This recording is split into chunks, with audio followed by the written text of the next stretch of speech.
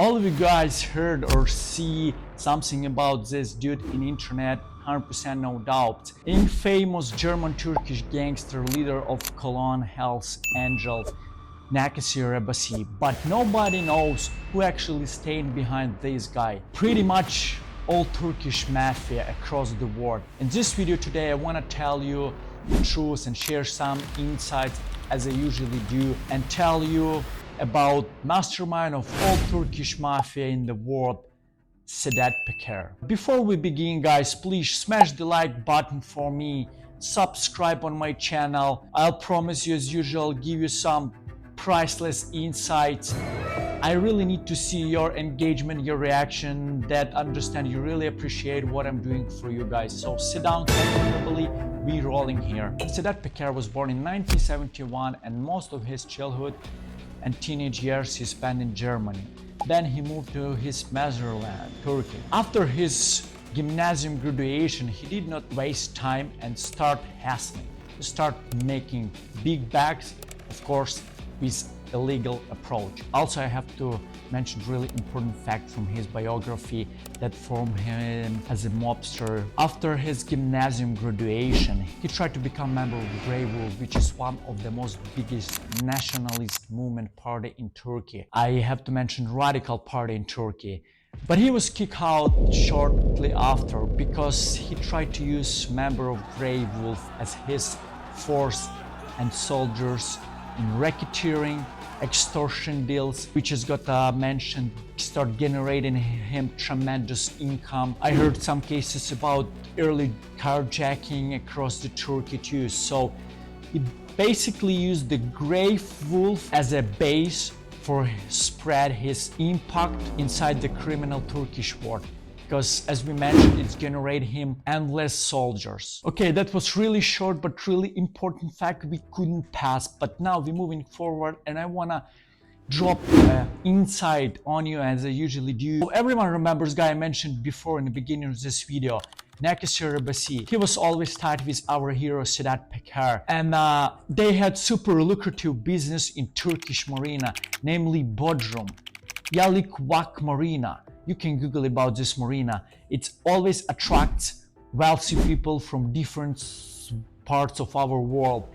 You can see their sheikhs, you can see people from the Forbes list, you can see Asian oligarchs, European oligarchs, different sort of politics, etc. So this marina, one of the most wealthiest and lucrative marina in entire world.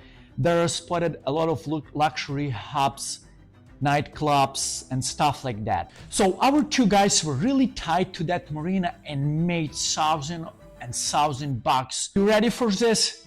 Two ultra luxury hubs, Novikov and Zuma, at Yalıkavak Marina were under Hells Angels, MC Nomad, which is well known in Turkey and associated with Nakasir Abbasi, the guy I'd mentioned before. They used well-known tactic as the forced commercial outsourcing. So I want to explain you here really quick how it actually worked and how they make tons of money of those venues. Abbasi associates set up upfront companies as legitimate security firms. They used intimidation tactic to force the management of this Novikov and Zuma clubs to hand over control of valet parking and front door security, which is simply face control. So controlling the door at Zuma and Novikov allowed Abbasi guys to control inside market, which opens them door to drug traffic, helps them to dig up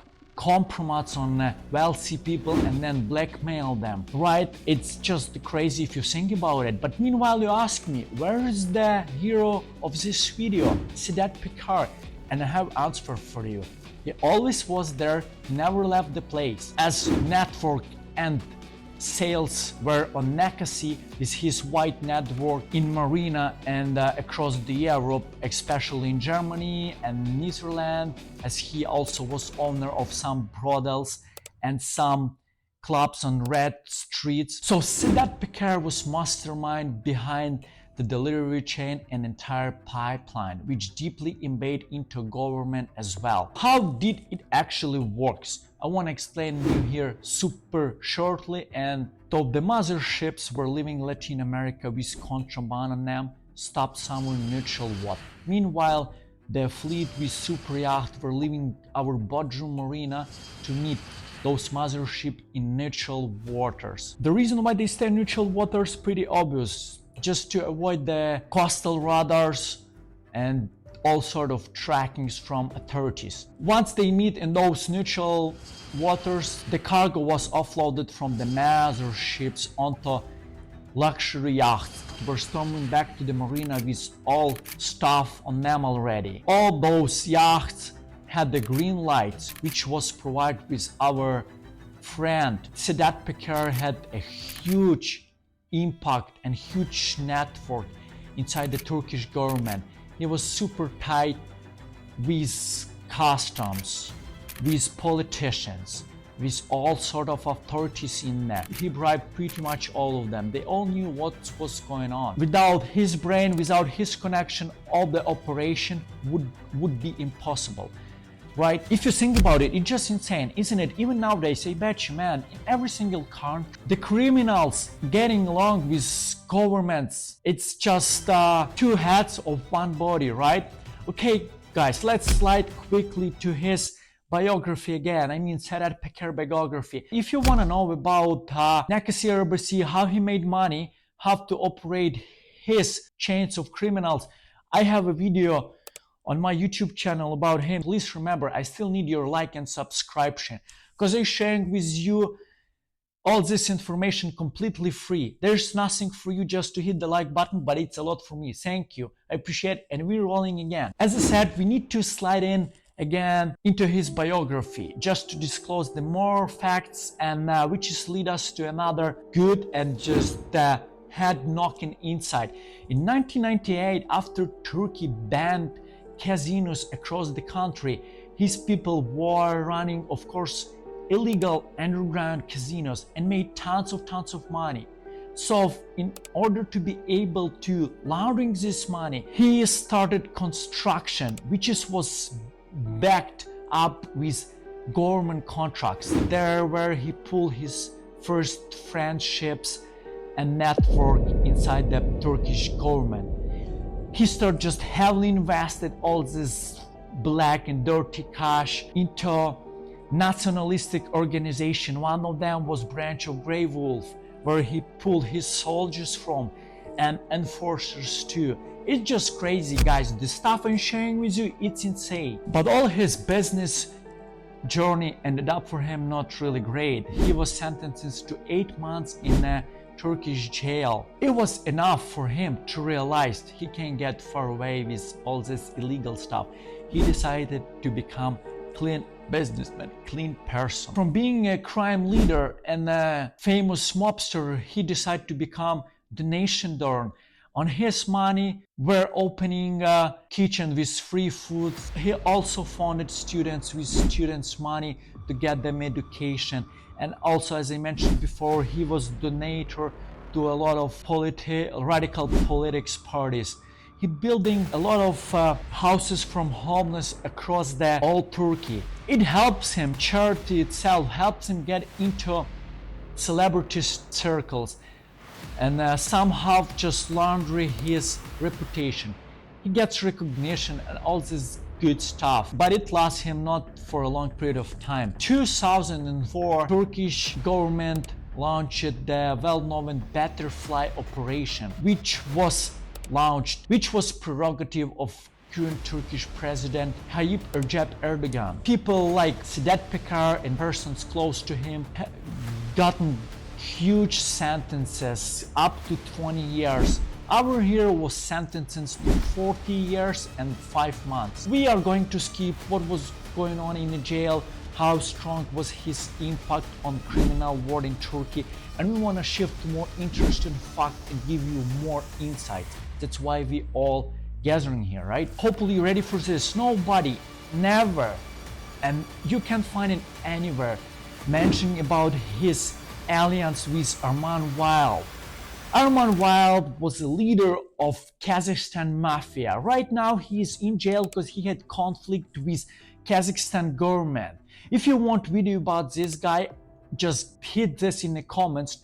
Let me know and I issue the video about him. Those two built their relation and cooperation on common vision in politics and crime money because they made money together. Arman Wild gave him connection with East Asian mafia bosses, gave him logistic channels to be able to sell all drugs more deep into the Asia, right? Meanwhile, Sedat Peker guaranteed Arman Wild calm life in Turkey. Nobody mentioned about it that Arman Wild gave some sort of protection to Peker against the Chechnya and Caucasian mafia groups and organized crime and defense. Those guys wanted to chop the decent chunk of Sedat Peker business in Turkey and a Bodrum Marina, right? Sedat Arman defended him. Also, Arman Wild introduced Peker to one of the powerful Russian mafia bosses at the time. His name was Lutuguli, which is allowed him to spread his influence inside Russia too. It just doubled, I don't know, multiplied his money and his revenues. So this cooperation was really good, guys. Back again to his bio. When he got out of prison 2014, it obviously was some sort of deal with government and with Recep Tayyip Erdogan. This deal allowed him went back to his millionaire lifestyle, spent thousands of dollars on his yacht, on his vacations, of his cars. He was moving with security convoys through the capital of Turkish, across the Turkish. He was untouchable. And we got to mention that all the security was provided by government. He pretty much started building his crime empire with new power, and his connection with government made him just the most powerful mafia boss, I would say. He had cover everywhere. He knew everyone in high-ranked politician life. Money just flowing to him, to his hands. As we know, stuff like that can't last forever. But he caught a headwind in 2019 when Turkish intelligence service and government start fighting for power, for influence in Turkish country. And our hero just become a backseat driver. He knew a lot of stuff. He was tight with a lot of government people.